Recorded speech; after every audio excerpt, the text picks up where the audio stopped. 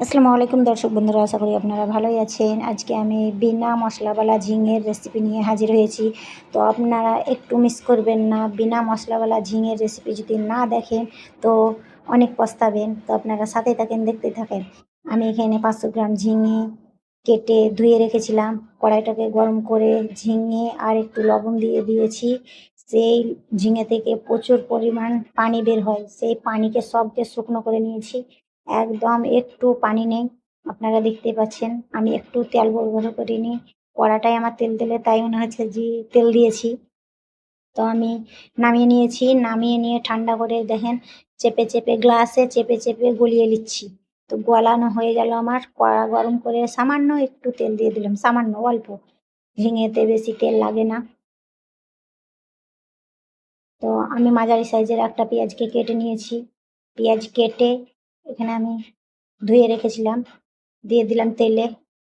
পেঁয়াজটাকে লাল লাল করে ভেজে নেব। তো আমার সাথে থাকবেন, পাশেই থাকবেন, আর আমার চ্যানেলটাকে সাবস্ক্রাইব করে দিবেন। আর আমার রেসিপিগুলো আপনাদেরকে কেমন লাগে সেগুলো অবশ্যই কমেন্টে জানাবেন। আমি ঝিঙে এরকমভাবে তৈরি করি, তা আমার বাচ্চারাও পছন্দ করে, আমার স্বামীও পছন্দ করে, আর আমাকে তো ভালোই লাগে। এবার আপনারা এভাবে বানিয়ে দেখবেন একবার, বানিয়ে খেয়ে আমাকে কমেন্টে জানাবেন।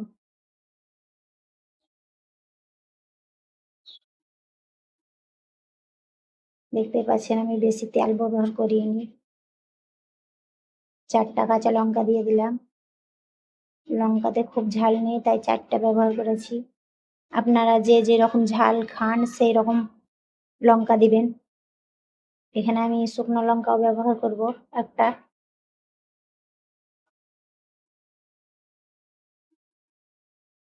তো আমার এর আগের ভিডিওতে আপনাদেরকে বলেছি আমার এর ব্যাপারে, বিয়ের ব্যাপারে, যে আমার বিয়ে হয়েছে খুব ছোটতে। আমার ১৪ বছর বয়স যখন, তখন আমার বিয়ে হয়েছে। তা আমার ১৪ বছর যখন বয়স তখন বিয়ে হয়েছে, তখন থেকে আমি শ্বশুরবাড়িতে আইছি, তখন থেকে আমি শুনি শ্বশুর শাশুড়ির মুখে আপায়া কোপায়া, আপায়া কোপায়া আমাকে বলেই আসছে। তাই এখনো পর্যন্ত আমার ২ টো ছেলে হয়ে গেল। তাদের সামনেও সে এই কথাই বলে। তো কিরকম মনে হয় এইসব কথাগুলো শুনে?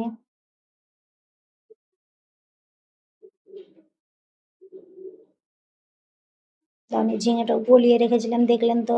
আমি ৪ টা লঙ্কা ব্যবহার করেছি। তারপর আমি এই ঝিঙেটা দিয়ে দিলাম। তারপর নাড়াচাড়া করব। নাড়াচাড়া করে বেশিক্ষণ নাড়াচাড়া করতে হবে না, যেহেতু আমি পানি শুকিয়ে নিয়েছিলাম, পানি বেশি নাই। আর ঝিঙে বেশি কড়া করলে ভালো লাগবে না। আমি একটা শুকনো লঙ্কা ছিল, দিয়ে দিলাম লঙ্কাটা। লঙ্কাটা আমি ভাঙবো না, ভাঙলে বেশি ঝাল হয়ে যাবে। বাচ্চা আছে আমার বাড়িতে, বাচ্চা বেশি ঝাল খেতে পারবে না। ঝিঙের ভর্তা করলে কি জানেন, কাঁচা পেঁয়াজ লঙ্কা আমার বাচ্চারা খেতে পারে না, তাই আমি ভর্তাখানি কম বানাই। এরকমভাবে ঝিঙা তৈরি করিয়ে বাচ্চারা এইটা দিয়েই ভাত খেয়ে নেয়। তো আমার রেসিপি শেষ, দেখতে পাচ্ছেন। আমি কিছুই ব্যবহার করলাম না এখানে। মশলা আমি কোনো মশলাই অ্যাড করিনি, লবণ ছাড়া। লবণ আর লঙ্কা, পেঁয়াজ। আমার রেসিপিটা কেমন লেগেছে অবশ্যই কমেন্টে জানাবেন আপনারা। আর আমার চ্যানেলটা এখনো যারা সাবস্ক্রাইব করেননি, প্লিজ সাবস্ক্রাইব করে দিয়েন। সাবস্ক্রাইব করতে আপনাদের পয়সা লাগে না, আর একটা করে লাইক করে দিয়েন। লাইক করলে আমার ভিডিও বানাতে আগ্রহ লাগে। একটা লাইক দেখলে আমাদের, এর আগে ভিডিওতে আমি একটা লাইক আর কমেন্ট দেখেছিলাম। ওই কমেন্ট দেখে আমার চোখে পানি চলে এলছিল। আপনাদেরকে কি বলবো, আমার মনের কথা বলছি। এত খুশি লেগেছিল, এত খুশি লেগেছিল, খুশিরই পানি হবে ওটা। আর এখনো পর্যন্ত সাবস্ক্রাইব কেউ করে না আমাকে। তো আপনারা প্লিজ চ্যানেলটাকে সাবস্ক্রাইব করে দিয়েন। আর আমার ১ মিনিট ২ মিনিট ভিডিওটাকে দেখি, আপনারা কেটে দিয়েন না। পুরো ভিডিওটা দেখিয়েন আর আমার গল্পটাও শুনিয়েন, আমার জীবনের গল্প।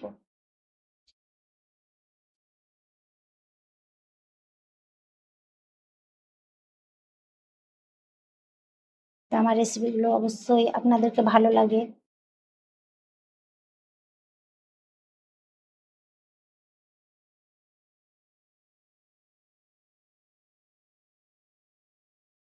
লাউয়ের তরকারি। আজকে আমি সবজি বানাবো। আজকে আমার ওই ঝিঙে থাকবে, আর এই লাউয়ের ঝোল থাকবে, আর করলা ভাজি। আজকে সবজি ভাত। এর পরের ভিডিওতে আমি আমার স্বামীর ব্যাপারে, শ্বশুর-শাশুড়ির ব্যাপারে আপনাদেরকে অন্য কিছু জানাতে চাই। সেটা জানতে হলে প্লিজ আমাকে সাবস্ক্রাইব করবেন। সাবস্ক্রাইব করে আমার পাশে থাকবেন।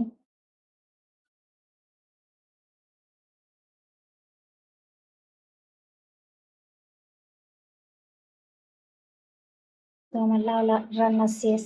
লাউয়ে বেশি পানি লাগে না, অল্প একটু পানিতেই হয়ে যায়। দেখেন আমার লাউ রান্না কেমন হয়েছে অবশ্যই জানাবেন। নিরামিষ লাউ রান্না, এতে আমি মাছ মাংস কিছু দিইনি, শুধু নিরামিষ লাউ রান্না।